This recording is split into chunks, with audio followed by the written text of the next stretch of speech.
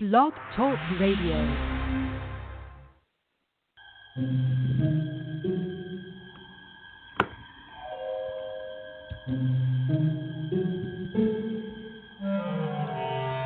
Archangels, ghosts, and Bigfoot, oh my. It's just another night for Supernatural Girls. Real stories, real answers to life's biggest supernatural mysteries. And now, for another exciting interview with paranormal experts from this world and others. Here's your host, paranormal researcher Patricia Baker, on the one, the only, Supernatural Girls.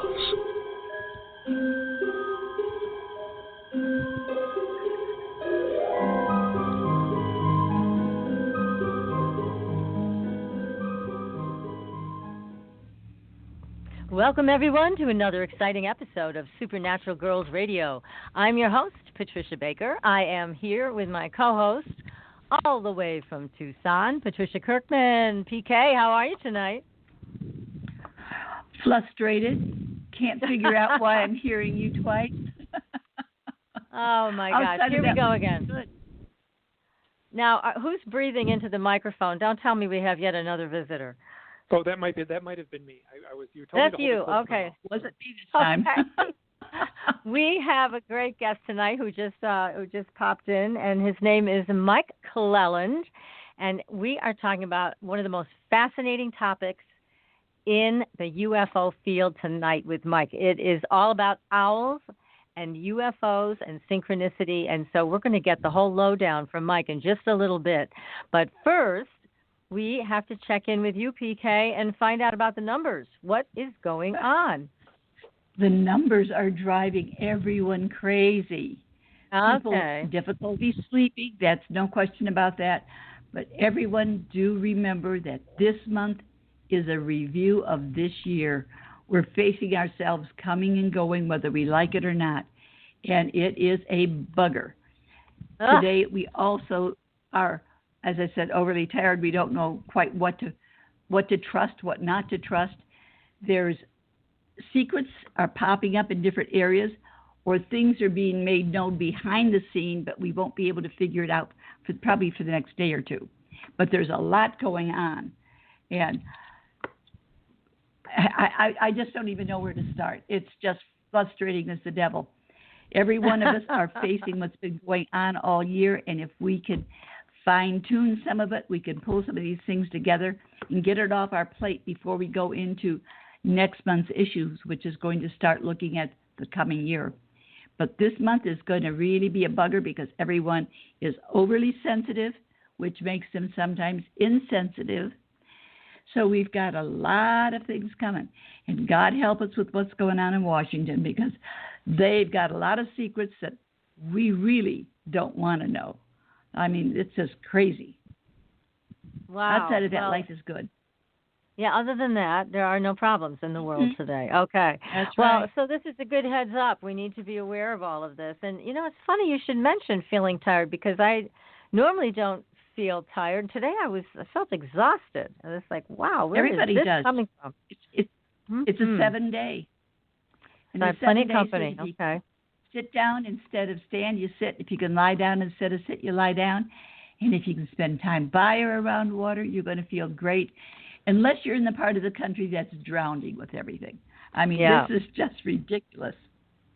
Yeah, we have fires, we have floods, we have all kinds of things going on. Our friend George, he called tonight. They're having a hurricane down there in the Gulf Coast where he I saw is. That.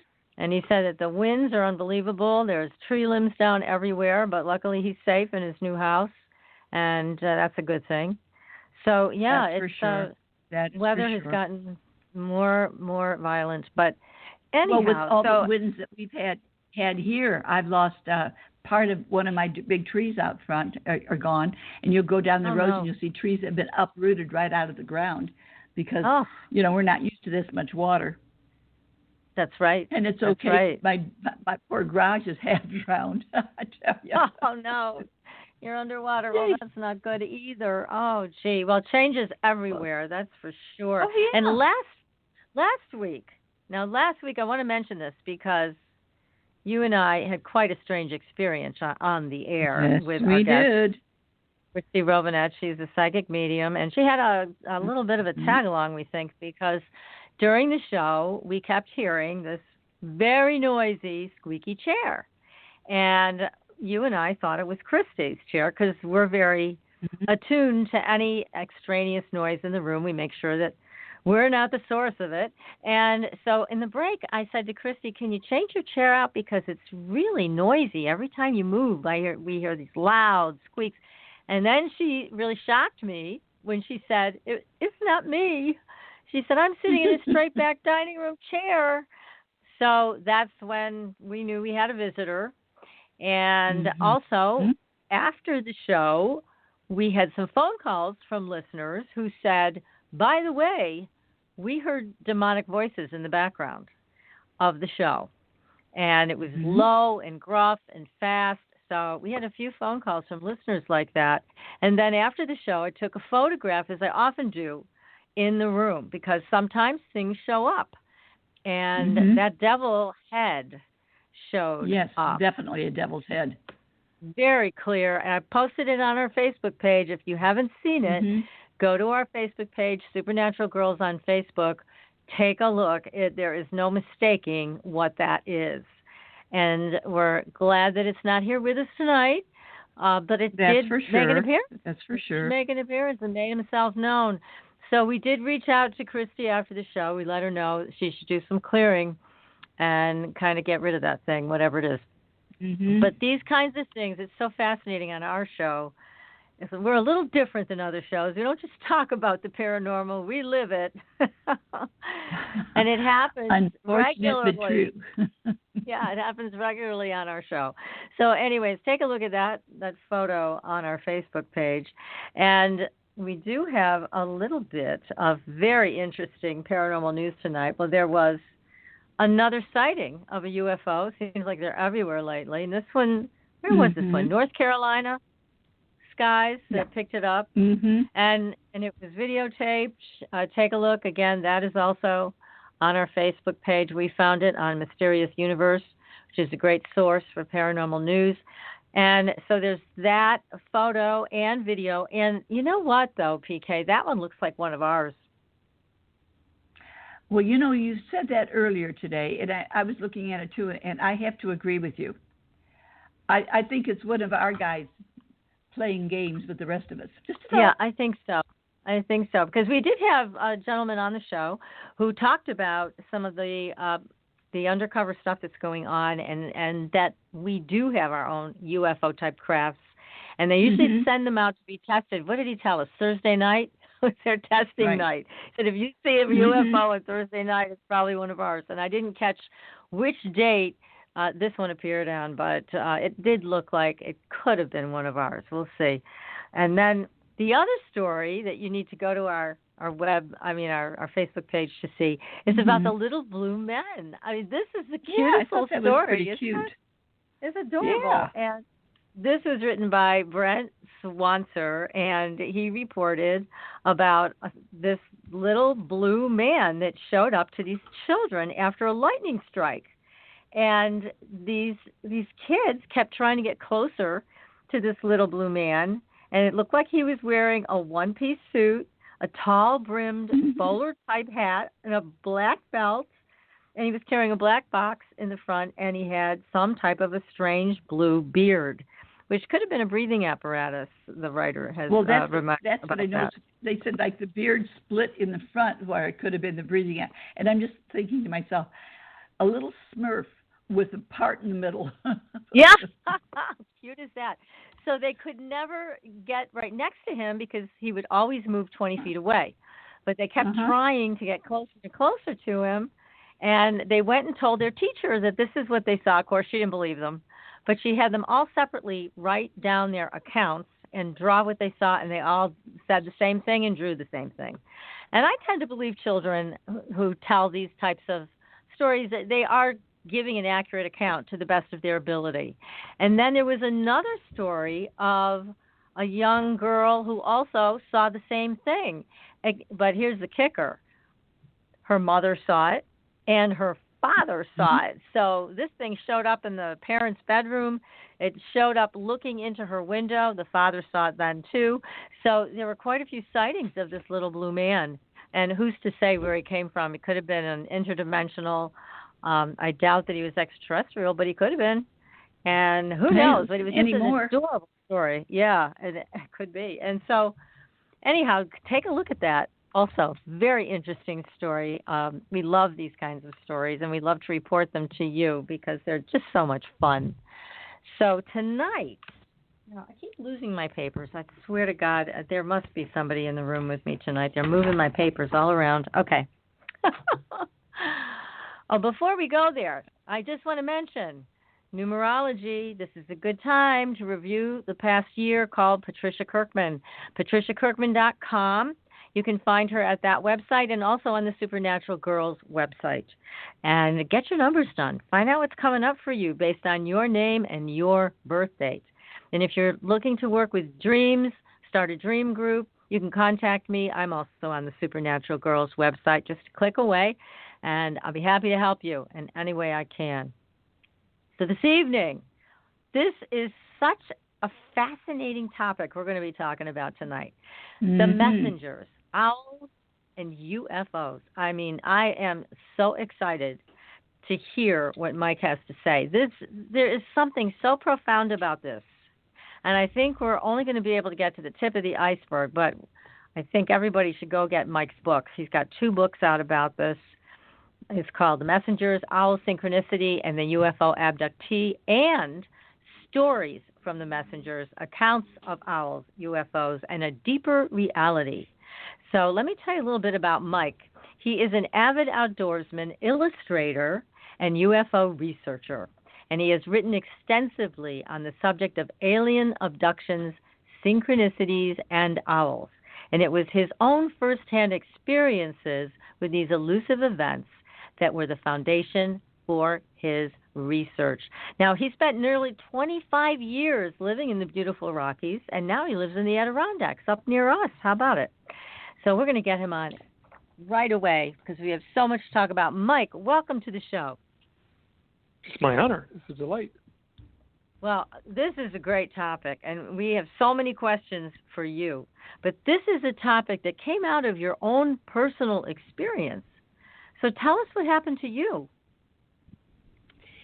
Well, so others had touched on this topic before. There's certainly, this topic was out there in the literature, though I feel like I've taken it a lot further. I mean, so in any number of books out there, UFO books, there'd be a paragraph here, or a half a page there, a few sentences here and there, and they're out. So that's out there. People had recognized this pattern. So turn the clock back 12 years, just right around this time, 12 years in the autumn of 2006.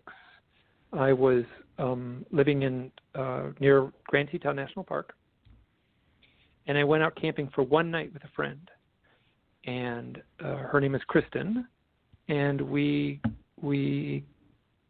I didn't really know her. You know, it was a funny thing. So in that culture, this is a camping culture, and it's an outdoor town, you know, kind of like for a first date, you say, hey, let's go camping.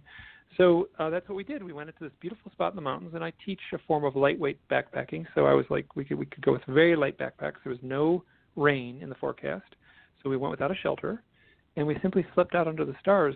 So as the sun was setting, I'm going to add a couple details to this. As the sun was setting, Kristen was talking. And I thought to myself, wow, this is really interesting. I didn't expect this. She was saying something that I felt was really profound. And in that moment, an owl flew over. And then a second owl. And then a third owl. And for the next, I think, couple of hours, as the sun was setting and the stars came out, we watched these owls fly around. They would land on branches near us. They would swoop down over us, and they were there for the 2 hours. And when we actually laid down to go to bed, it was all dark by then. The sun was fully down. We would lay on our backs and look up at the stars. Now, this is at 10,000 feet in the northern Rockies. The stars are mind-blowing. And as you're looking up into the big purple sky there, the stars would be blotted out for just 1 second as these owls would fly past our faces very low. Now, owls are very quiet. There was nothing to hear. So it was so remarkable. a few days later, so we left the mountains the next morning. And it was like, hey, that was really cool. And then a few days later, we go in a different part of the mountains, and this was a totally different camping trip. We were only camping for one night. We did it again, I think, 4 days later, and sun was setting, and I said, let's go hike up to the top of that hill just to get a view of the sunset. So we did. We walked up. We got up there. The sun is setting, and an owl lands on a branch right near us. Oh, my goodness. And a second owl swoops above us, and then a third owl lands at our feet. And they were close the first time, but this was remarkable. This was unbelievable. They were so close. They were landing on the ground right in front of us, and I'm convinced they're the same three owls. I mean, there's no way to prove that, but that's my gut sense. These are the same three owls. We were in a different part, many miles away from where we had been camping before. Now, what I didn't say then, but I knew it, and what I'm saying now that the book is out, and it's part of my story, is while I was looking at these owls, now these were real owls, I had a voice in my head that said, this has something to do with the UFOs. And at that point in my life, I had a handful of life experiences that sure implied UFO contact, and I wasn't going to go there. I didn't want to deal with them. I didn't want to look into them. And after those owl sightings, I did look into them, and the course of my life has changed. I'm now doing this full time. It's a lousy way to make a living, but an amazing way to sort of connect with mixed people. Emotions. All right. Well, yeah. So yeah, but I mean, I just feel like I'm I don't want to say obligated, but it's a really powerful experience for me. Now, so that was in 2006. So Kristen left town shortly thereafter. She moved away. She was only working there for a summer job, and then I started a blog in 2009, and the very first story I put on the blog was the story I just told about those owls. And after I posted it in 2009, I got a hold of Kristen, and I said, what were we talking about? I remember you were talking about something very profound, and it made an impact on me. What were we talking about the very first night when we saw those very first owls? And without skipping a beat, she said, I remember exactly what we were talking about. I was giving my deepest, most heartfelt definition of what God means to me. Now, that took this already kind of mystical experience, and it sort of pushed me off the cliff. And I say this to people. This is a funny way to introduce myself, but I say this to people, and I mean it, and it's true. Between about 2006, beginning with these owl things, into about 2011, 2012, I bet you I spent 95% of my waking hours wondering if I had gone insane. I was having so many synchronicities. The synchronicities were coming so fast and furious. I was seeing so many owls. If I had a synchronicity, some powerful coincidence, a meaningful coincidence, if I pulled on those threads, they were somehow connected to owls or UFOs. And so this is when I really started writing about it and trying to make sense of it. And I was doing it in a very public way, which is kind of nutty when you think about it. I was putting it all online immediately. So, very brave thing to do, Mike. Good for you. Brave, I don't know, brave them. I think maybe like foolhardy might be a better term. So here was the beginning of a great exploration with owls and UFOs and abductees. Well, there's no UFOs in the story, yeah. No, not yet. So that came later because you said you had to look at your own experiences, right? And you did have some type of alien experience. Well, so in my youth, when I was about 12 years old, I saw what felt like a close-up craft outside a window. A friend of mine saw it too. I made a drawing that night, which I still have. And that would have been in 1974. I'm 56 now, and I would have been about 12 at that point. Also in 1974, I was walking home from a high school football game with a friend, and we both saw like what I felt was like a weird flash in the sky. Like the sky lit up orange and then click, turned off again. And then when I got home, my parents were angry at me, and I knew exactly what time it was. I wanted to be home in time to see a television show called Kolchak the Night Stalker, which started at 10 o'clock. And I was going to... yes, one of my favorites. Yes. So, great show. 10 o'clock on Channel 7. Great show. And so I was probably home around 9:30, but it wasn't 9:30, it was 11:30. So I was about an hour and a half late. Missing Tough time. to know exactly. 2 hours, between an hour and a half of 2 hours of missing time. It's impossible now to really come up with a good answer. How would have been. And then now that was when I was 12. Now, 15 or so years later, I was 30, and I was living in rural Maine, and in the winter, and I woke up in the middle of the night, and there was a bright light shining through the window, and I sat up in bed, and I looked out the window, and there were 5 spindly gray aliens with big bald heads and big black eyes walking towards the house, and they were backlit by this bright light. And I was as calm can be. I don't understand it. I should have freaked out. It felt like everything, like all emotion, all sensation was like sucked out of the atmosphere around me. Like it wasn't just me that was calm. Everything was calm. The air was calm. My vision was calm. It's a weird sensation. It was dream-like. But at this point, I don't think it was a dream. So I heard a voice in my head that said, "Oh yes, they're here. Now is the time to put your head on the pillow and shut down." And that's exactly what I did. I went right to sleep. Click, I was out. And then the next morning, I never even bothered to look and see if there were footprints in the snow. Oh, my goodness.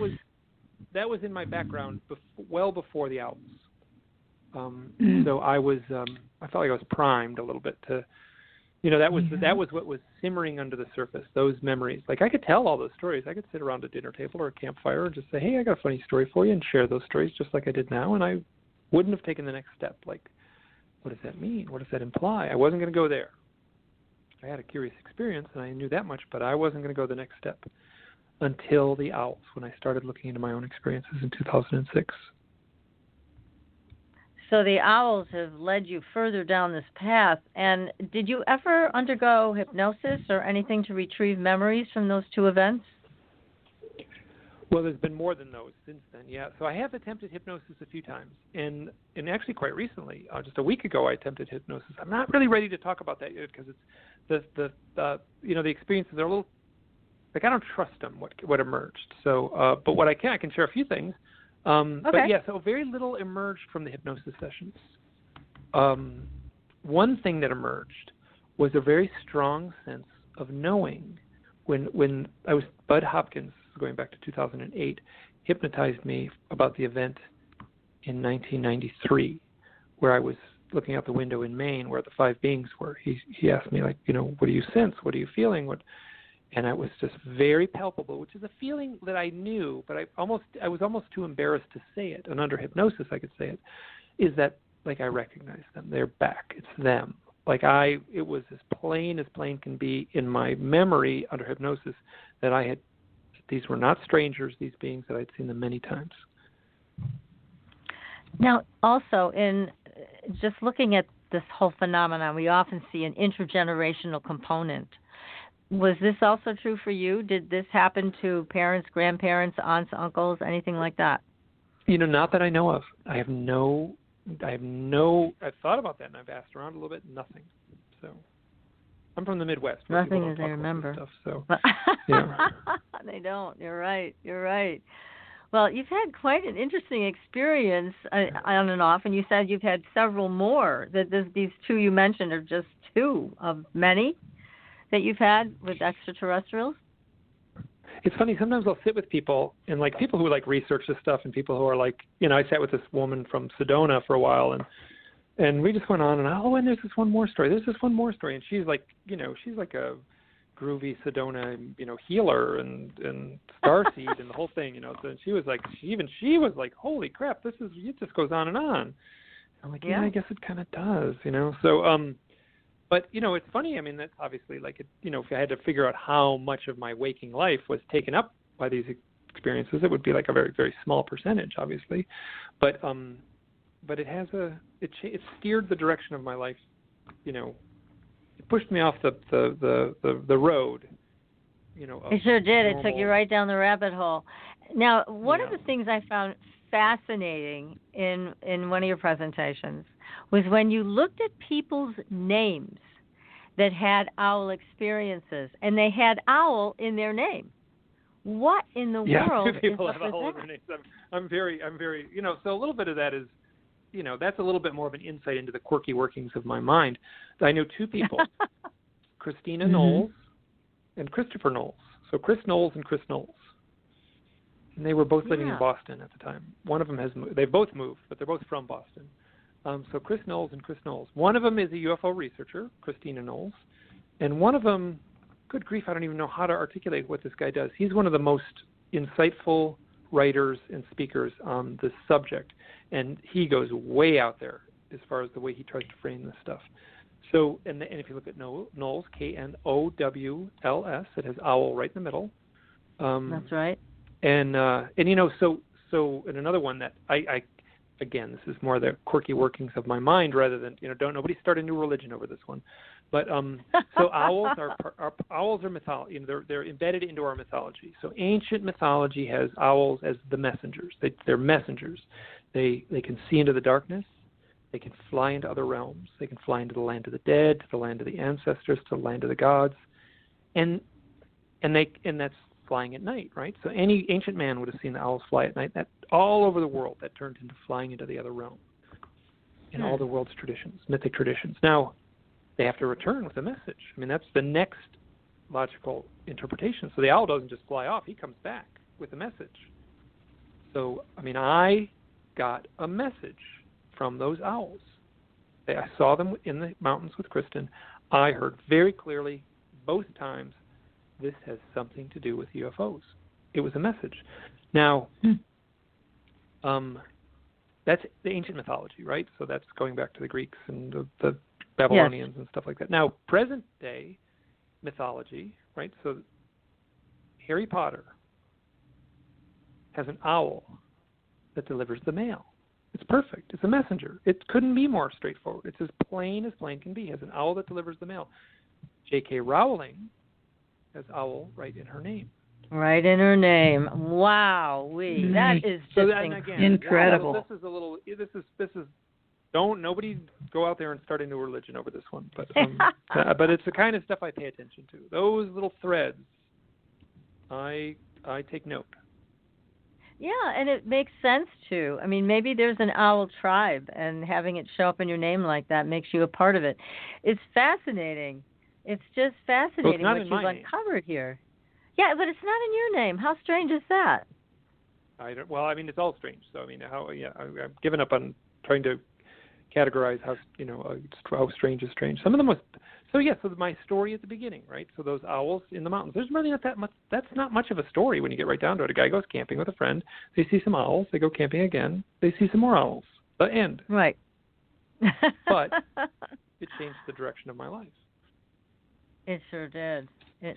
Well, these are powerful creatures, and to be able to go back and forth between one dimension and another is astounding. And so, but you said that their whole purpose is to deliver a message. Well, I like mythology. I think that there may be a grain of truth in this. So, but there's so many different interpretations of owls. I've heard Native Americans talk about owls being also deception. So again, we in our culture talk about the wisdom of the owl, the wise owl. There's just a lot of very different perceptions of the owl.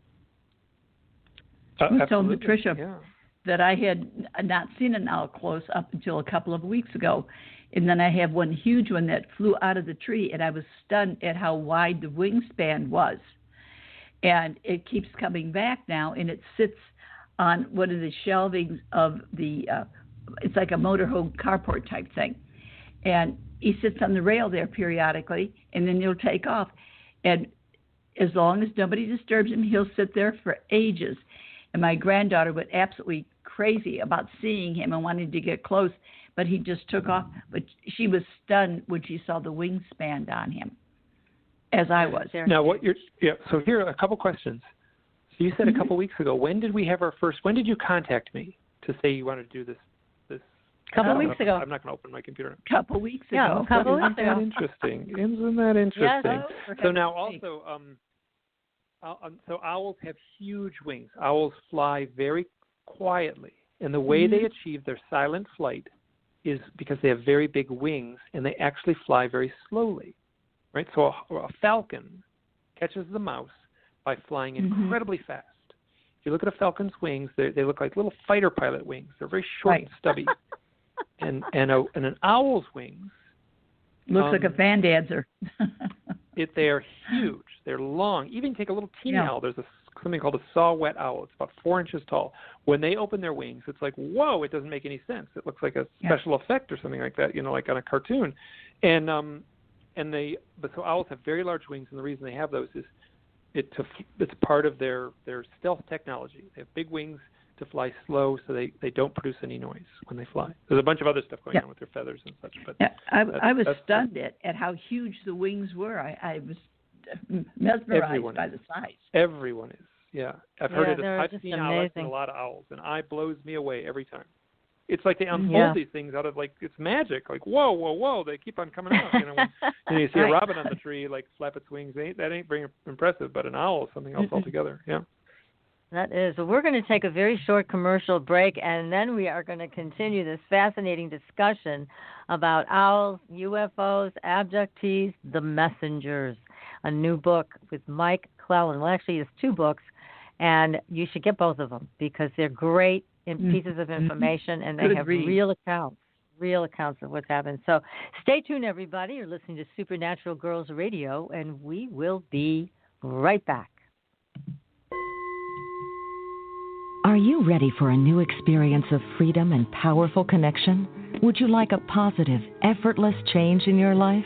Then come to CosmicFusion.com, where we offer the most advanced energy clearing and expansion techniques in the world, with a quantum vortex energy to activate your divine blueprint and life's purpose. When your soul leads the way with cosmic fusion and quantum vortex energy, you can break clear of past difficulties and blocks with the power of the Source. With Cosmic Fusion, the Source energy does the work for you. It's easy and effortless.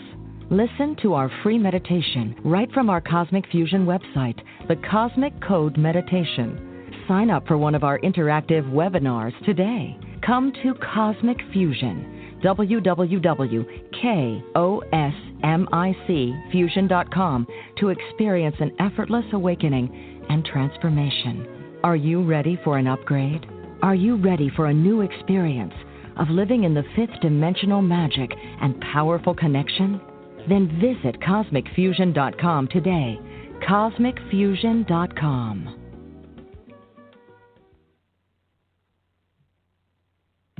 Astridian is a family of cosmetic products with 98% pure ionized minerals. We combine our science with a blend of essential oils to nourish and take care of your skin's health. How does it work? All Astridian products contain the proprietary redox technology, having the capability of simulating an ionic zinc-copper superoxide dismutase effect. This free radical scavenger currently in your body has been diminished by toxins and the daily stresses of life. It is a perfectly balanced mineral complex that all $200 an hour dermatologists, their professors, and ancient history have proven.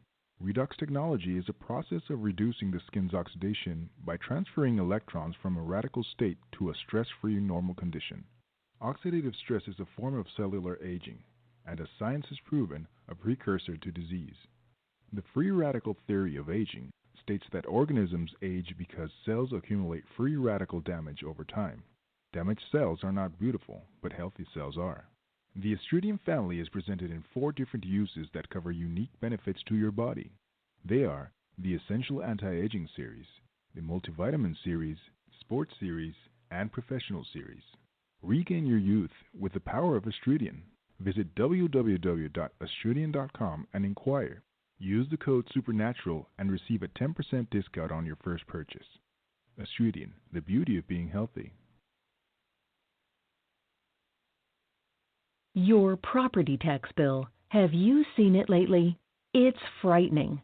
Your property taxes are going up while your home value is going down. It's time to fight back and win. For the real truth about the property tax system, get attorney Pat Quintilian's book, Are You Getting Screwed on Your Property Taxes? How to Find Out and How to Fix It. Attorney Quintilian answers all your questions and gives you the facts you need to fight a property tax bill that is spiraling out of control. You'll also read about what happens to property owners who don't check their property records only to find out too late they're taxed on square footage, fixtures, and even buildings that they don't own. Is this happening to you? Learn your rights. Buy attorney Pat Quintilian's book today. Are you getting screwed on your property taxes? How to find out and how to fix it. Available on Amazon.com. Welcome back, everyone, to Supernatural Girls Radio. I'm your host, Patricia Baker.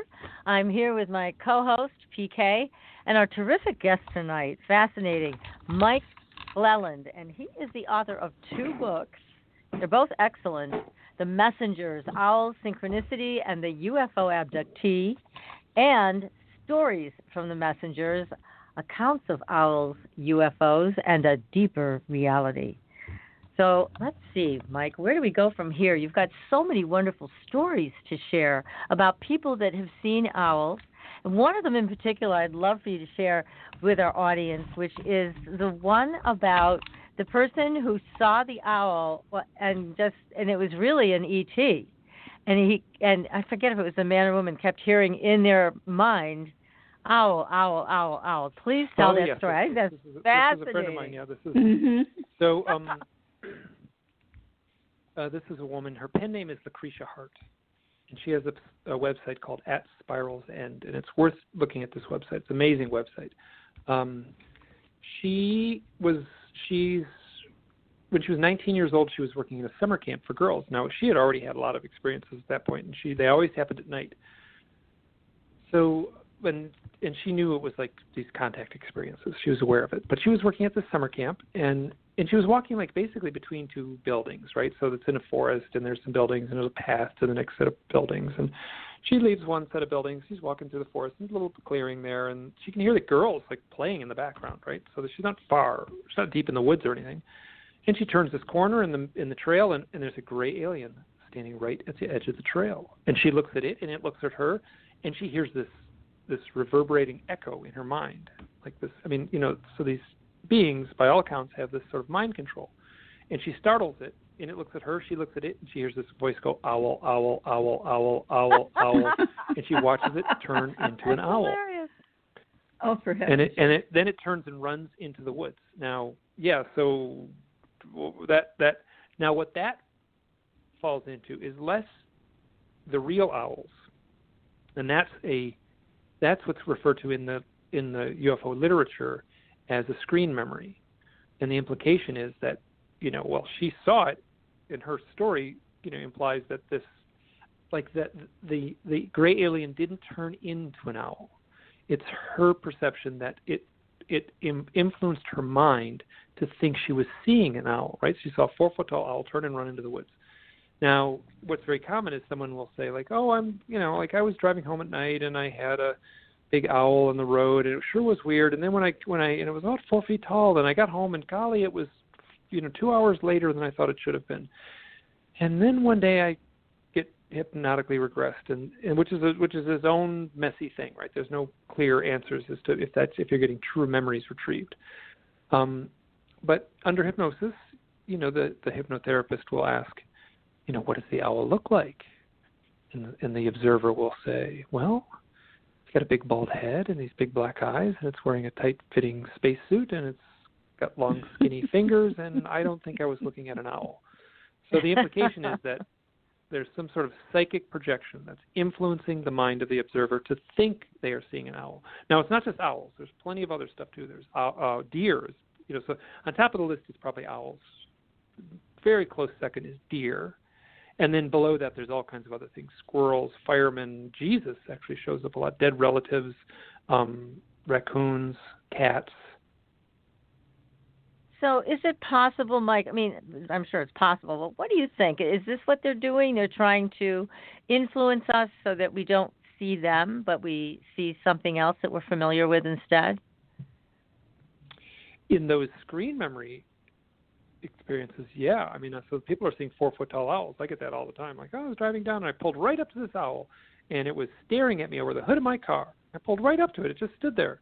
And let me tell you, you can take the smallest car in the world and take the biggest owl in the world, and that owl ain't going to be able to look over the hood of the car. So, good so point. yeah, so that, yeah. So what I'm at this point, what I'm much more interested in is the real owls. People who are seeing real owls. I got people take pictures, like, here's what's really common. This is what's very common.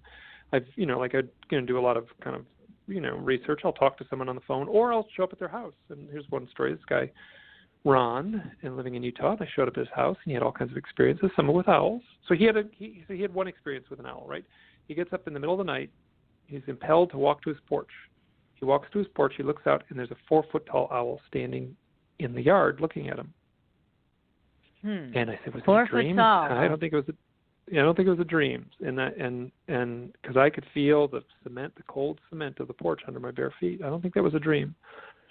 So and then he also, after I left, like I'm driving away, it's nighttime and such, and he gets back to me and he says, "Oh, just after you left, an owl flew in the garage," and he took a picture of it. And it's a real owl. It's a little owl, a little, great horned owl, a little compared to 4 feet tall. So so this is what I'm much more interested in.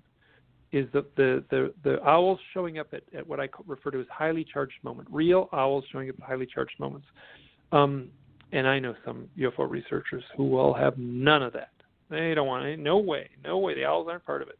They're owls. There's certainly screen memories where people think they're seeing an owl. But my sense is that people are having experiences with real owls, and that's the side of the equation that really floats my boat. I get fascinated by it. So you prefer that? Well, here's an example of something where I don't have an answer to this one. I was driving in the South, and with my husband at the time, and we were going onto a ramp to the highway. And as we were coming up to the ramp, and then we were on the ramp, all of a sudden there is an owl just standing there. Now, memory has... Go ahead. Was it in the middle of the road or at the edge of the road? Yes, it was in the middle of the road, not by the side. It was right in the middle of the ramp. And it was startling. I mean, I was startled by it.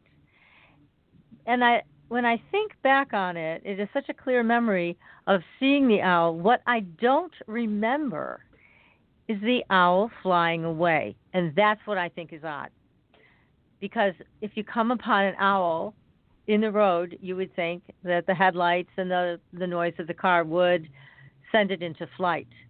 It wouldn't just stand there. But that's all I remember. So was that a real owl, or was it something else? That's something I think about often. So here's my question. What was going on in your life leading up to that event? I have two questions. Well, we were on vacation, and we were driving back to our home. You weren't talking about anything in particular? You don't remember the conversation? Or? I don't remember the conversation, and I just remember the owl in the headlights and thinking, why is an owl standing there in the middle of the road? Now, it wasn't 4 feet tall. It was about the size you would think an owl would be. So, but I just don't, again, the interesting piece to me is I don't remember it flying away. I just remember seeing it and being completely startled by it. And what are you doing now? And what am I doing now? I know the answer here. What are you doing right now? What am I doing right now? You're hosting a paranormal show. I'm hosting a paranormal show talking about owls with an expert, Mike Clelland. No, I'm just saying that. So yes, who knows? Maybe it zapped you and said you're going to start a podcast someday. You know, who knows? They very well could be. I don't know that's true. I'm making that up, but yeah. But you know what I'm saying? It's like there are some odd pieces to it. Maybe nothing. There may be something more. And in fact, I was talking to friends of mine, Betty and Bob, Andreas and Luca, about going under hypnosis with maybe David Jacobs or somebody like that who's a very good hypnotist and seeing what I could pull up. And again, it may be nothing, but that's, I think, an interesting point. How many people have had experiences that may be paranormal, but they just take them, for granted that it's just, it was just an owl. I just saw an owl. They may not even realize that they've had an experience that's beyond that. I agree. I think the numbers would be, I used to, like a couple of years ago, I was getting, almost one a day. a good owl story. You know, it was less than that. So by the end of the year, it was probably 300 good owl stories I was getting. And that went on for years. Now, I'm getting about 5 a day. And I am flooded. 5 a day? They're all really? remarkable. 5 a day. Really? Yeah, owls. Yikes. I'm not talking about people saying, I mean, these are like paranormal owl stories, sometimes involving UFOs, sometimes involving others, some highly charged experience. Yeah. And you know, I can't keep up.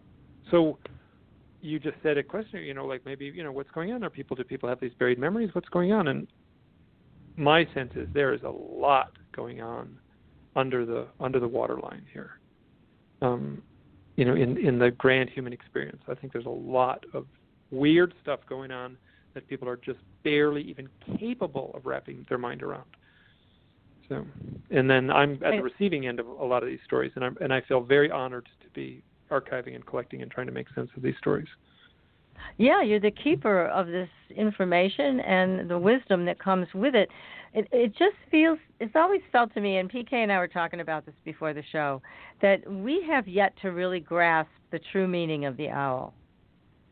What do you think about that? Well, are we missing some pieces here?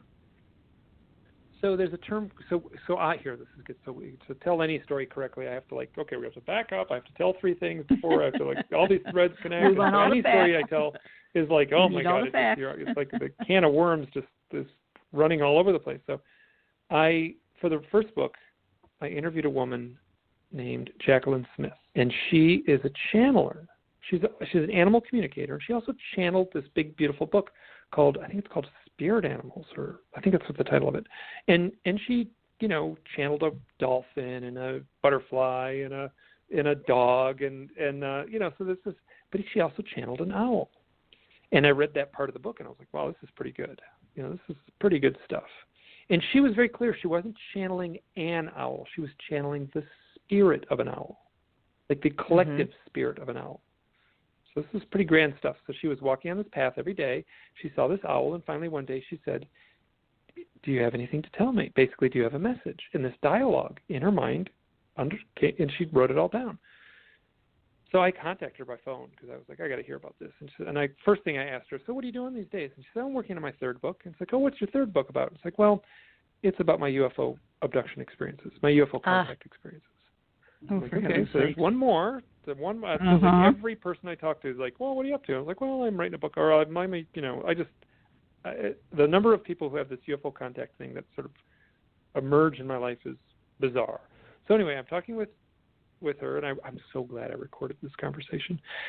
And she explained how she was channeling the owl and everything like that. And I said, hey, listen, if you see that owl again, you ask for me because I want to know what is going on with all these owls. What is up with the owls and the UFOs? And she was talking for a little bit, and then all of a sudden her voice got a little halting, and it changed, and she was speaking quieter. And I was like, holy, she's channeling. She's channeling right now, and I'm recording it. And she said, I don't have the quote in front of me. I'm doing it just from memory. She said, humans see in archetypes. We see symbols. We see archetypal symbols. Within our human genetic memory bank, within our DNA, is stored a deeper meaning for symbolic things. The owl, the meaning of the owl is stored in our memory bank. It's an archetype. And it was like, I actually wrote it down, and so I didn't do it very good here, but it was about the best 2-sentence definition anyone could give for an archetype. And I mean, that's tough, right? You take a philosophy student at Harvard and say, give me two sentences, give me the definition of an archetype. And I don't think you're going to top her definition of it. So an archetype is this thing that's, you know, like Luke Skywalker is the archetype of the hero, right? And that the Star Wars was based on the writings of Joseph Campbell. The term archetype comes from Plato. He said it was that we have a pure knowing about a thing, right? So a chair, there's a pure knowing of what a chair is. Carl Jung took it further. He said that there is a collective unconscious, like a hive mind where we all share the same internal knowing. That's what she said. She said it's embedded in our DNA. We have an internal knowing of the archetypal meaning of an owl. Now, it's a slippery slope to go the next step and actually say what that archetypal meaning is. But I can say is that when she said that, every puzzle piece in the mystery clicked together for me. I was like, oh, it's like I was struggling with an answer to why owls. Click, it's an archetype. Everything matched up. So you asked the question, what does it mean? What is the deeper meaning of owl? This is a tough way to say it. It's an archetype. But an archetype of what? What's the deeper meaning of that that's individual my question. archetype? An archetype of what? Well, this is where. So my sense, after having done all this, owls show up at initiation events. If you're a shaman and you're being initiated, owls will show up. Not 100%, but owls show up during shamanic initiation. And there's other things that are shaman-like where owls show up. So owls show up at initiations. Owls show up. I've been saying owls are an alarm clock, right? They are saying, wake up. That's what they did to me. I spent the next 6 years thinking I'd gone insane. That was the wake-up process, right? So I was seeing so many owls. Was I being initiated into something? I'm doing something totally different now. I don't think I'm a shaman, but I do feel like I'm doing something that's been helping people, which is the role of the shaman. Now, so the deeper meaning of the owl in the second book, what emerged was, which was so weird. I did not expect this. And I'm at the point now when I talk to people on the phone, I just get the pen out and I just write Reiki right on the piece of paper, when we're talking on the phone. So explain your owl experience. And then a little boy is dumb think, what are you doing for work? Oh, I'm a Reiki therapist. So normal. It is so. It's not 100%, but it's like it's bizarre. Now, so owls are somehow associated with healing. In this archetypal mythic context, owls are somehow associated with a deep challenge, right? So this is not a light and fluffy totem, right?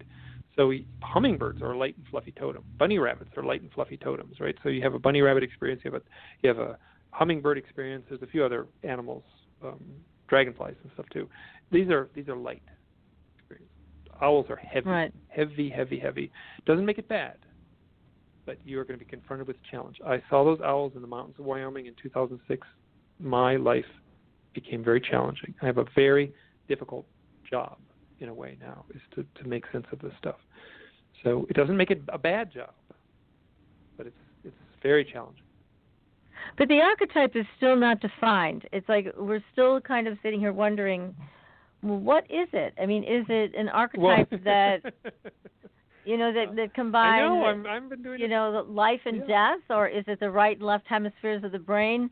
I mean, what is that? And maybe it's that. I mean, it's, as you know, ancient Egypt had a lot of symbolism that addressed both sides of the brain, the pineal gland, the sacred eye. And is the owl a part of that? That's the first thing that comes to me as you're discussing these things with our audience. I agree. This has been, so that's 12 years I've been wrestling with this, and I don't have an answer. I can dance around some maybe. Darn. And some, but I would be making it up I would be lying if I said I had an answer. But so it's an archetype, but an archetype of what? That's right. The mystery. That's what and maybe it's that. What's it's the hero? Archetype of mystery. Yeah. I mean, it could be as simple as that. It's the archetype of mystery. That's what the owl is about bringing these mysteries to light. I mean, it certainly did that for you. And, bringing the mystery of UFOs and ETs to light. I mean, it's just a fascinating topic that you're so involved with, and we're so glad that you're here with us tonight to discuss all this exciting stuff. But for people that have had UFO abductions and have thought that they've seen owls and then determined it wasn't an owl, what happens for them? I mean, how do they come to terms with this? Oh, that you're asking a very good question. So some people don't come to terms with it. Some people deal with it very poorly.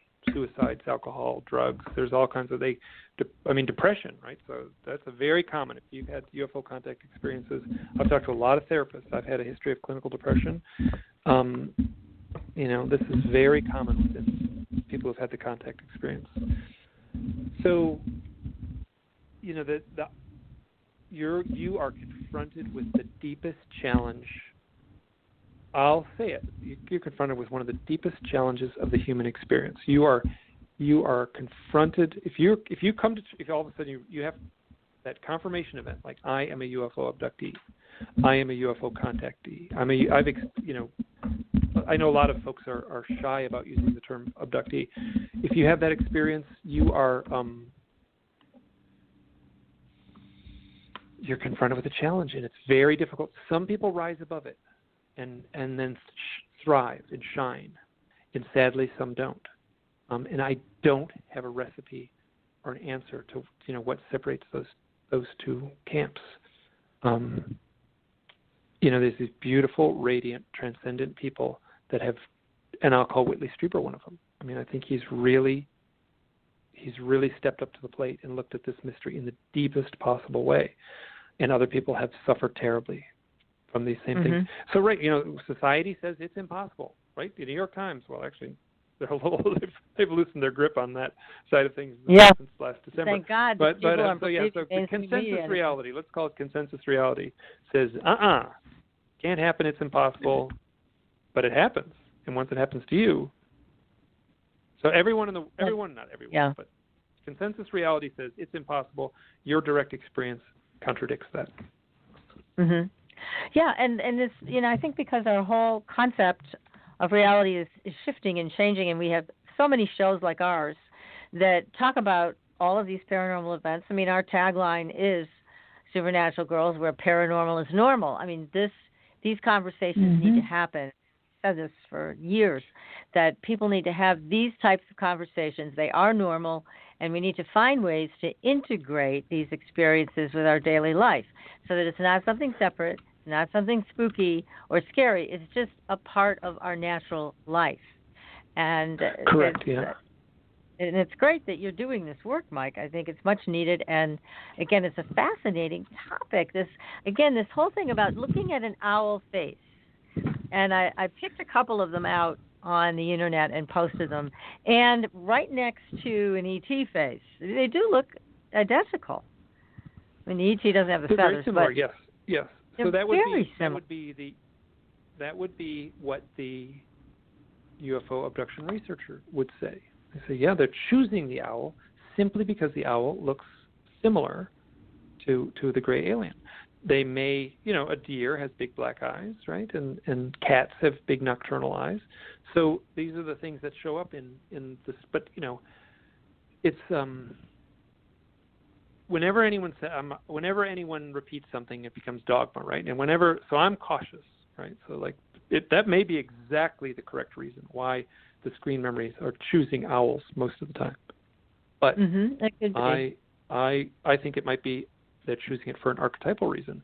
They know that it's connected to this ancient core of our human mythology. It's imbued into our DNA. And we know it in some deeper level that's hard to articulate, but we know it when we see it at a deep level. It makes sense to me because certainly there are symbols and archetypes that transcend our consciousness, our puny little consciousness, and brings us into a larger space. And the owl is certainly one of those larger-than-life archetypes that can make that kind of a profound difference. Again, but I feel like, as I'm sure you do, and I know, PK, you do too, there is so much more to the owl than we know at this point. Just so much more to this. I was surprised when I lived in Greece. Go on. I was going to say, when I lived in Greece, it was thought that if an owl entered the house, that it was extremely bad luck. Having them outside was fine, but if they entered the house, there would be a problem. And while we lived there, a Navy lieutenant commander, their house, an owl flew in, and the next day he fell off the edge of the pool trying to take care of it and injured himself. He was hospitalized and almost had to be medevaced back to the States. Wow. That was an omen. Well, I know a lot of people who have had owls in their house, and nothing bad has happened to them. So, that's and good. I'm convinced that this lore that's good to know. But like I said, that was local. one of the things that they talked about in Greece. Oh, just keep the owls. And I never saw an owl up until a couple weeks ago.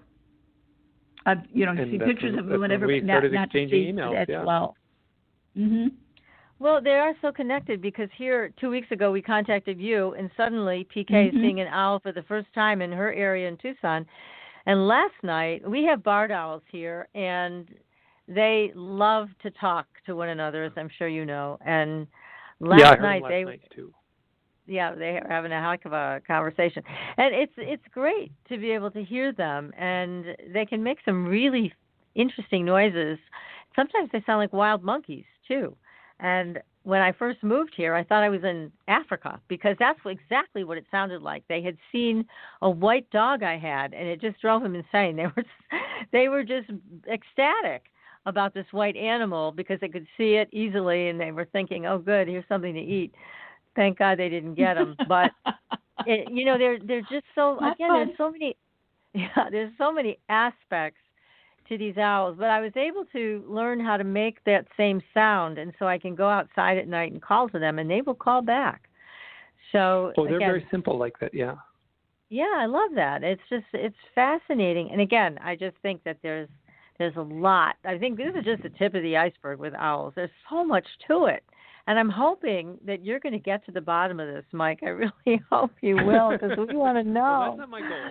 Very I've interesting. I think if that was my goal to get to the bottom of it, I think I'd go crazy because what I've had to do is like loosen up my requirements or my needs. I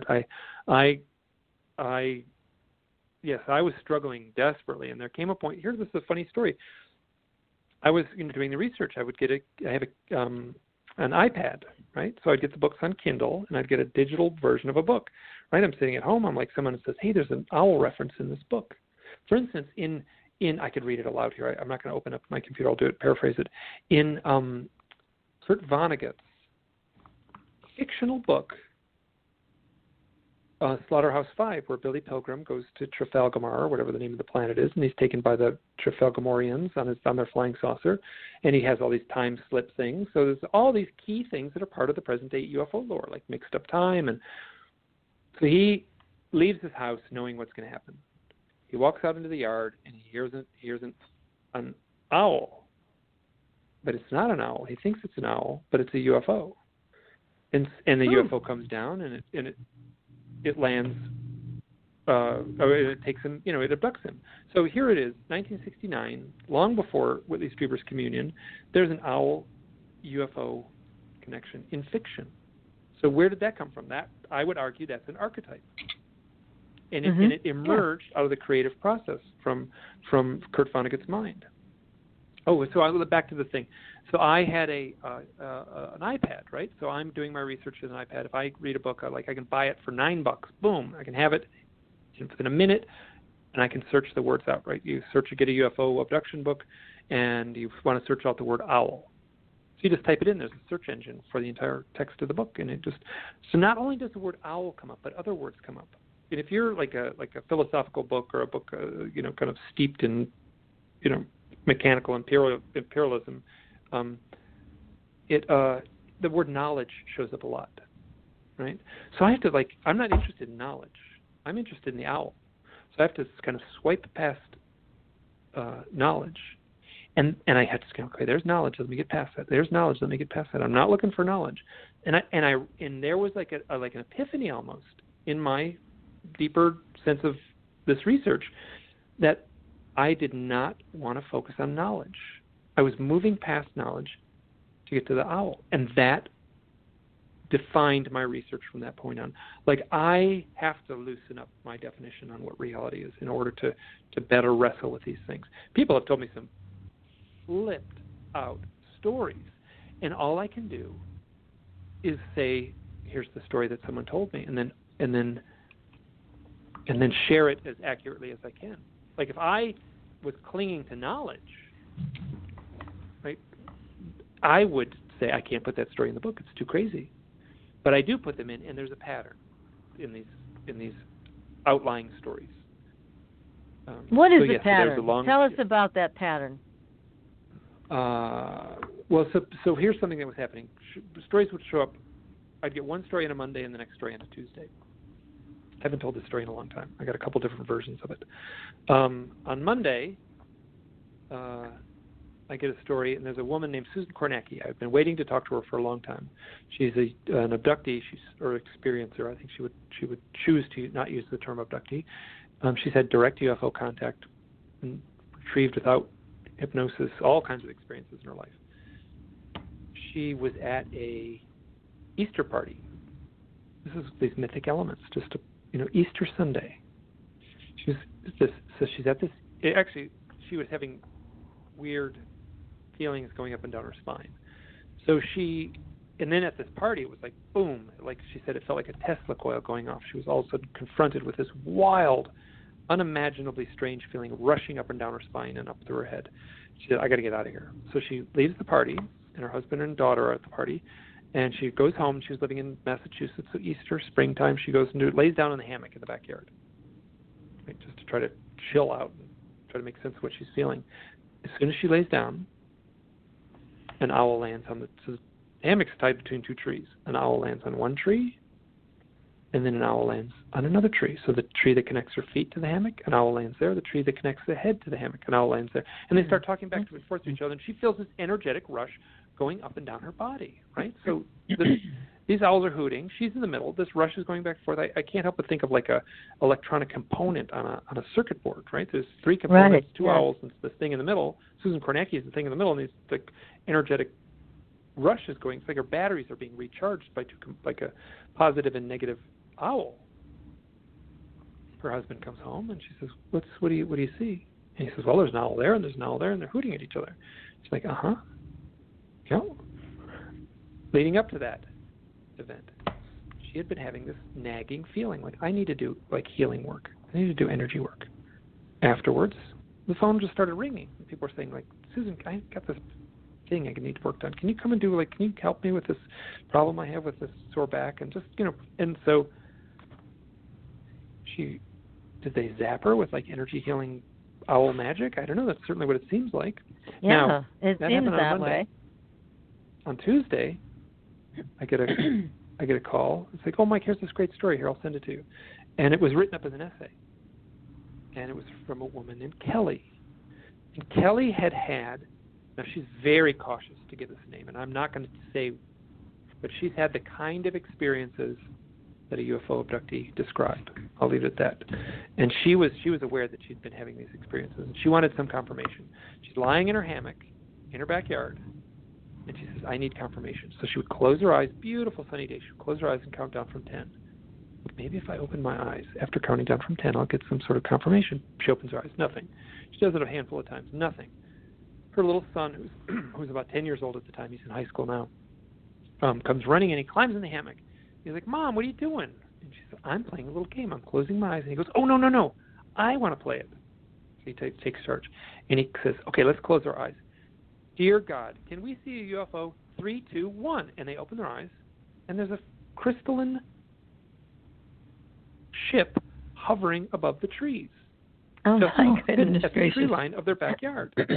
Wow. So we also have the husband. The husband shows up, and she takes the little boy, goes into the house and gets binoculars and says this incredibly clear view of a ice cream cone-shaped UFO that was made out of crystalline, magical, sparkling magnificence. She said it was reflecting every color in the spectrum in colors she had never even conceived of before. So her very pragmatic husband takes the binoculars, give me those things. And he looks at it and he goes, whoa. And he the thing is slowly descending. So she sort of describes him like they stayed in the hammock, and as it descended, he could walk further into the yard and get along. So he's like walking around trying to figure this out. Okay, story on a Monday, story on a Tuesday. I tell you this without any, if you put Susan and Kelly side by side, they don't look like twins. That would be incorrect, but they look like sisters. They are, it's remarkable. So there's this uncanny resemblance between the two of them? Uncanny. Mm. It's 43 miles apart. Wow. See, this is what makes me think. So you asked what the pattern was. I'm saying the pattern is weird stuff. There, I'll say it. That's the pattern. Is it gets really weird. So like, there's a little Ann Strieber, the wife of Whitley Strieber. She called it her BS detector. She said, I know how to tell if a UFO story is real or not. I have a BS detector. If it's not if it's not weird, I don't trust it. So that's the pattern. This stuff gets so outrageously weird, and that's I've learned to trust that. Right? If you get a really weird story, you're a pragmatic UFO researcher. Boy, a weird story just showed up on my desk. It's too weird. Crinkle, crinkle, you throw it in the wastebasket. Too weird for me. So you got to push past knowledge and follow your heart. Well, again, what you're talking about with this uncanny resemblance between the two women, and then I'm thinking back earlier to our conversation about the OWLs in so many people's names that have to do with this phenomenon. And I'm thinking, is there an owl tribe? I mean, are human beings some humans, part of an owl tribe, and they're connected this way? So maybe some people are, like you, are more apt to have these experiences and be called by the owl than others. And I don't know. I mean, it just seems unusual. Well, I don't have why those two women, I know you don't. That's a weird thing about you. What I am finding is Chris and Christina, Christopher Knowles and Christina Knowles. The name Christopher, Christina. My story with Kristen. I have Christopher, Chris, Christina, Christian. Those. So the first 5. Those. That's obviously some of those are pretty common names, but they are showing up with a ridiculous consistency in my research. Right. I mean, Mike, John, and Jim are the first 3 most common boys' names. And I'll tell you, I got more Chris's than Mike, Jim, and John. Now, the first 5 letters of those names, it doesn't get much more mythically charged than Christ, So right. This archetypal stuff is emerging, right? Susan Kornacki, Easter Sunday. I have another person who had people have called that I've had other people come in and say, oh, that was a Kundalini awakening. That's the definition of an energetic rush up the spine, shooting out the top of your head. Right. Yes. And then I know another UFO abductee, same day, Easter Sunday, 2010, had a Kundalini awakening. Totally in Chicago, 900 miles away. Same day, Kundalini awakening, Easter Sunday, 2010, both UFO experiencers. You were talking about Christine and Chris. Oh, go on. The name Chris and Christine is such, they're all extremely sensitive. Okay? Those names, extremely sensitive. Yeah. And what about, PK, what about OWL? What does OWL in the numbers add up to be? The O is a 6, the W is a 5, and the L is a 3. So actually, you've got a 5. It's all about change when you're looking at it, because the that's 9. Interesting. Yeah, but with the Chris or Christine, any of those, they're all extremely sensitive, and they feel a lot of, and there's more of a feminine side to them as well. And I will say that the owl is a much more feminine creature, right? So in mythology, right? So Zeus and Jupiter had the eagle, right? So that's a masculine. It's out in the daytime. Right. It represents the sky. It hovers and flies in the sky. The eagle is a masculine image of the daytime sky. The owl is a feminine image of the nighttime sky. So the owl is a very feminine image. Mythologically, a lot of bird woman goddesses in like ancient, they've the first little pieces of artwork that were made out of pottery and clay often picture oftentimes pregnant, but a bird woman goddess. Well, and also, the PK, sun you said is the symbol of the day. OW, right, and the moon, the feminine also. But with OWL being a 5, what you're talking about is change, and that's what you said, Mike, happened to you when you encountered the owl, is that the owl made you change something profoundly in your life to the point where it wasn't comfortable, but it was a massive change for you. And you said it wasn't an easy one. It was but not comfortable. Right. It was a challenge, and I had and you think about I basically had to suck it up and deal and say like it was not letting me go. People say, why did you pick owls to study? And I said, I didn't. The owls picked me. I did. So they sure did. Oh my God, this is here's phenomenal. a quick story. This doesn't have anything to do with UFOs, but a woman, she's now a grandmother, happy grandmother, and during her teenage years, which would have been in the early 1970s, she was very depressed. She was going to commit suicide. She got in her car, and she had a spot picked out in the woods, a little turnoff in the woods. And she was driving there at night, and in the car she had a hose and a pillow. She could lay her head on the pillow in the back seat and bring the hose into the car. And she was turning into the spot. Driving down the road, she was about to turn into the spot where she was going to park her car. And this owl flies right up to the windshield, and she describes the owl hovering for about 15 seconds, and they locked eyes. Now, I'm not sure an owl can hover for 15 seconds, but that's the way she describes it. They locked eyes. Owl flew off. She had a good cry. She turned around and came home. Wow. There's absolutely everything about this stuff could be summed up in that story. You're dealing with a powerful symbol of change. She's still with us. So. Just incredible. Amazing. Oh my goodness, the power of this archetypal animal. I mean, this bird is amazing. Now, you were mentioning something about the feathers of the owl, and we didn't get into that yet. What is it about the feathers that you wanted to tell us about? Oh, so owls are very, how would you describe? They're like very advanced stealth technology. So owls have big wings, and they have special feathers. And on one side of the feather, if you look at it, it's all kind of frayed and frazzled. And then they, I can't remember, it's the leading edge or the trailing edge with their flying. I think it's the trailing edge. And what it does is it muffles the sound. Now, owls, and I've seen them, it's pretty gross. They have pictures of owls. I've seen them of owls with all their feathers pulled off. And a little owl skeleton is pretty dinky, right? So an owl with all its feathers pulled off looks like a scrawny, ugly stork or something like that, So it's really skinny. But that's not what they look like when you see them. They look like a big barrel, right? You see an owl sitting there, it's like a big barrel. And it does. And you can take your finger and you can push it in, and you can get about 2 digits in before you touch the owl itself. That feather is all just fluffy, sound-absorbing technology. So when owls fly silently, whoever, God did a good job at creating the owl. The mouse doesn't stand much of a chance. That's for sure. Gosh. And that fluffiness is there to absorb the sound. Are they heavy-footed though? Someone said something about when they walk. If say like they land on a roof and you hear them walking, they said that they're very heavy-footed.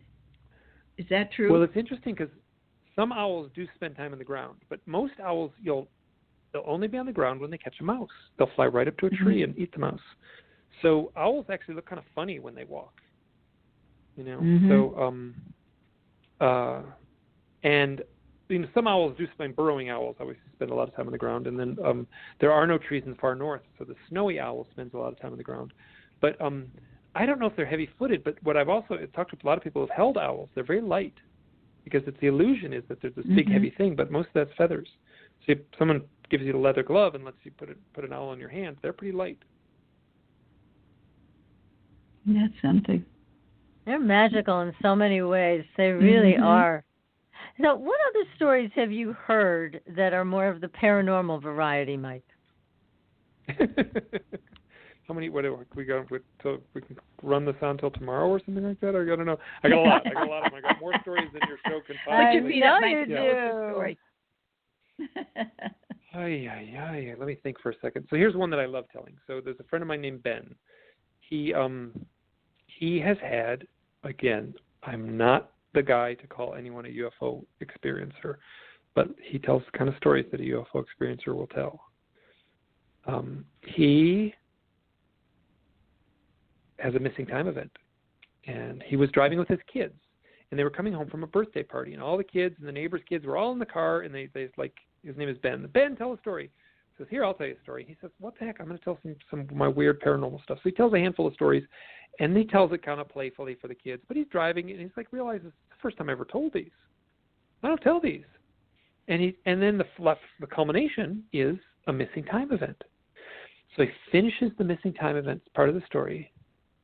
Just as he gets to the punchline, and I was missing time, whoosh, an owl flies right in front of his windshield. Oh my goodness! Here's a guy telling his first time telling his stories to anyone, pretty much. I guess he shared it with a few people, but really basically coming out of the closet to his kids. And an owl whoosh, flies in front of the windshield. Happened simultaneously. Story, boom, owl. All at the same time. So later, he takes his kids out for a hike in the woods. And this owl is laying in a tree, and they walk past this owl, and the owl watches them walk past. The owl flies along the path and lands in another tree. And the kids walk past him, and like it's the same owl. And then they watch it fly along the path, and they pass it, the same owl, repeatedly. The kids loved it, and Ben was freaked out. Ben was kind of freaked out. He was. They that night they go home, and he says, "Okay, I'll go upstairs. I'll read you a story." And they go, "Great!" So they pull a book out at random, and they hand the book to him, and he reads a story called "Say Boo." I feel really proud that I could put it's footnoted. I got the footnote, this little kid's book in my text. So the story is about Ben the ghost. And it's Halloween is coming, but Ben has like lost his voice. So he, instead of saying boo, like he goes up to a cow, and instead of saying boo, he goes moo, right? You get how this is going for a little kid's book. And he can't scare the cow, and he goes up to an owl. And he's going to say the punchline of the thing, but she doesn't get to it. The punchline is he would go up to the owl and say, he wants to say boo to scare the owl, but he goes, who? Now, before he gets to that line, the line in the book is, Ben is reading it aloud to the kids. The line is, and then Ben looked up in the tree and saw an owl. And bark, bark, bark, the dog's going crazy downstairs. So he runs downstairs. That's the last words he said. He runs downstairs, opens the back door, and there's nothing out there. And he looks up in the tree and sees an owl. But the last words he spoke were, Ben looked up in the tree and saw an owl. He gets down there. He looks up in the tree. Actually, it was a pine tree. Ben looks up in the pine tree and saw an owl. He looks up in the pine tree and sees an owl. During the back and forth correspondence that Ben and I have, right? So I'm writing it. It's not my story. It's his story. I got to tell his story accurately. And we go back and forth. He's like, well, one little thing, correct that part right there. So we go back and forth. He was great to work with. And then as we're doing this, he goes, you know what? I got these two stories. They're the same story. One is me finding my voice. I'm driving the van. This is a profound moment for him. I am finding my voice. I'm speaking my truth. I'm finding my voice. Like he was unable to say that until he told the kids, whoop, an owl flies by. The Ben the ghost can't find his voice. And he's looking for his voice. And then he goes down. So that's the story in the little kid's book is the same story. Someone who's lost their voice. Now, I just think, so there's a story with no UFOs in it. But there's all this synchronicity. Has everything to do with, powerful synchronicities. Powerful synchronicities. And his outlook had changed. He now tells these stories. He's talking about these things in a more public way than he would have before. Because of my writing, because he was reviewing my written text. Incredible. Wow. See the power of all this. Now, there was a movie a while back called The Fourth Kind, and it was about abductions, UFO abductions that were taking place in Alaska. And the owl had a prominent role in that movie. I'm sure you must have seen that. Oh, yeah. Now, so that movie, my sense is, so that was touted to be a real story, and it was fictitious. That was a publicity stunt. They had in the beginning they said this is a real story. Well, I'm all for a good publicity stunt for like a B-grade scary movie. Now, they had obviously read the UFO abduction lore. It's all over the place in the books. As I said before, a sentence here, a paragraph there, where owls show up in the context of UFO contact. So they didn't have to invent that part of the story. That was already part of the literature. So my sense is they mined the they just pulled out from the existing literature that owl thing. And yes, owls are super creepy. There's all kinds of, every movie that has this creepy scene at night has an owl hooting off in the distance. So that's you're right. The archetype too. There, yeah. I believe me, I keep track of it. It's and then I'm very self-aware of UFO movies. Like E.T. there's owls that show up when E.T. The little E.T.s are all collecting their little mushrooms and stuff like that at the beginning of the movie, and they all hear an owl hooting off in the distance. Oh, you're right. And they all stop and they listen to the owl hooting. It's like 3 minutes into the movie. Yep, I remember that. Wow. Well, there's so much of this. But again, I'm still left, Mike, with the thought that there is so much more to this. Just more than I can even wrap my mind around at this point. Well, I think my sense is it's more than we're capable as humans. I think we're stuck on this side of some grand divide, right? Mm-hmm. The mystery is on the other side, right? So maybe God can understand the mystery. Maybe after we die, we can understand the mystery. But right here, in this meat costume that we're wearing, we cannot truly understand, right? Maybe a shaman in a village in Brazil could explain it with a little more clarity. But I mean, the shaman in Brazil is going to explain it a little differently than the shaman in Siberia or the shaman in southern Arizona.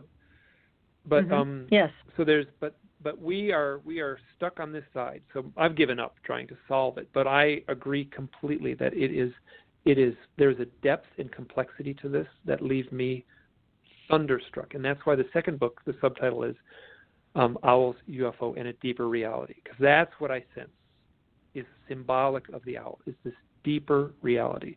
I mean, you read the second book is these longer stories. I remember before I said, like, oh my God, to tell any story, you got to tell 10 different stories to lead up, and every thread connects everywhere. The goal of the second book was to tell these very complex stories and include every detail I could, just to give people an idea of the complexity of these stories. And it feels like we're on the chessboard, and there's some grand chess master that's invisible looming above us, and just kind of like, let's arrange the pieces like this and just make the impossible possible. Yes, I think you're right. And so there's been a lot of talk about that we are just a computer simulation. So there's a lot to be said about who's pulling our strings and who's giving us, doling out little pieces of the truth, just a little bit at a time. But you have done a great job in bringing this to our consciousness, to our awareness. Mm-hmm. Now, what if somebody wants to get a hold of you and share their owl story? What's the best way for them to do that, Mike? Well, so at this point, you said earlier I was known as the owl guy. I mean, if you're anywhere in the world, I just got an email from Romania yesterday. A great, amazing, beautiful story from Romania. Oh, good. So if you're anywhere in the world and you sit down at your computer and you had oh my God, you had an experience with an owl and a UFO, you run into the house, you Google owls, UFOs, my name is the first thing that comes up. And then you scroll down and down and down, and it's about the next 15 things that comes up too is all me. So if anyone in the world's had an owl and UFO experience, they're going to find me within about 2 mouse clicks. And right on the top of my website, it says, I want to hear your owl stories. And so you can just... Oh, great. My website is, the easiest one is MikeClelland.com. And that's kind of a place to take you to the other website in a way, which is hiddenexperience.blogspot.com. Okay, MikeClelland.com. That's the easy one. And also the names of your books, The Messengers, Owls, Synchronicity, and the UFO Abductee, and Stories from the Messengers, accounts of owls, UFOs, and a Deeper Reality. The great books, everybody. Go out and get them. You will be transfixed by this mystery. And, Mike, we can't thank you enough for coming on the show tonight. Please let us know when your next book is out. We're going to have you back because we're going to keep going with this one. It's a great, great topic. And thank you so much for all of this information tonight. It's been terrific. Good, I'm delighted. So next week, everybody, we'll be back. We're going to be talking with our buddy Nick Redfern about some very strange stuff going on. You know, Nick's on top of it all the time when it comes to strange cryptids. He's going to be talking about parasite type of cryptids and things that are, we're going to have to get into this one big with Nick. So anyway, everybody, we'll join you next week again, and we'll see you on the Blue Highway. Until then, take care, everybody. We'll see you soon. Thanks for listening. Tune in next week for another radio adventure with Supernatural Girls.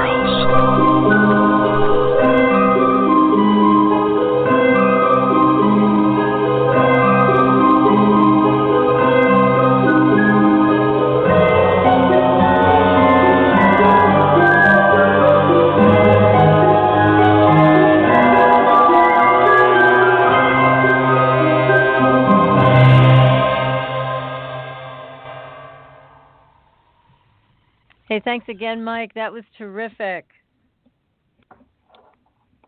Great show.